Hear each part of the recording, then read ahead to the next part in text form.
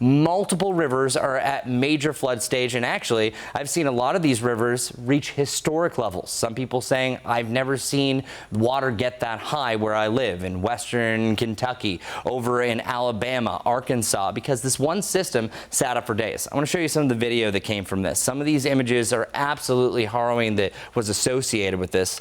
First off, you should never be driving through flooded roadways. We're looking at Alabama right now. Businesses had to physically shut down because you're not going to be going to your favorite coffee shop and the roads look like this. It's up and over the curb. Some were already seeing some of those levels that were reaching up to the height of mailboxes. That was over in Kentucky, and I'll show you that image right here.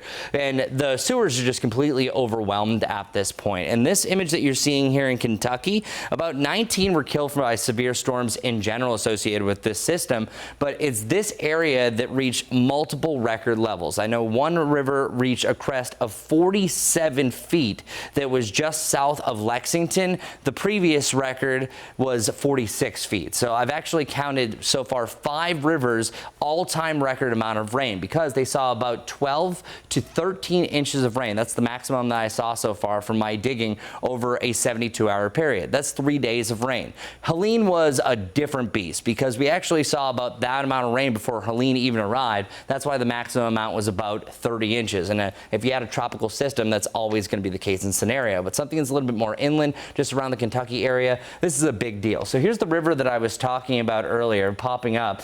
That crest is actually now on the way down. So it's only down about a foot, but we are going to see an active improvement over the next day or two. Usually it takes about a 2 to 3 day period for things to return back to normal, as long as you don't get any excessive rain associated with this. I do want to bring up a couple of my favorite flood stats that I like to mention during these events. Whenever you have 6 inches of moving water, and we saw a lot of cars driving through that, that's enough to knock a person down. I've seen sad stories of people trying to just walk through a flooded sidewalk. They get knocked down, they get carried away. 1 foot of water is able to float a car, and 2 feet of water can float an SUV. Here's what some of the locals had to say in the area associated with this rain event. But it's never been this bad since we've been here, though. This is pretty bad, these last 2 here. Never got in the road like up there, you know what I mean? Our cars we parked across the streets never got in the road much, but they was underwater. Yeah, never good when you have a paddle in areas that should be using cars or bicycles. So luckily they're going to have a break from the rain, but hey, it's the spring season, so another setup like this isn't out of the question.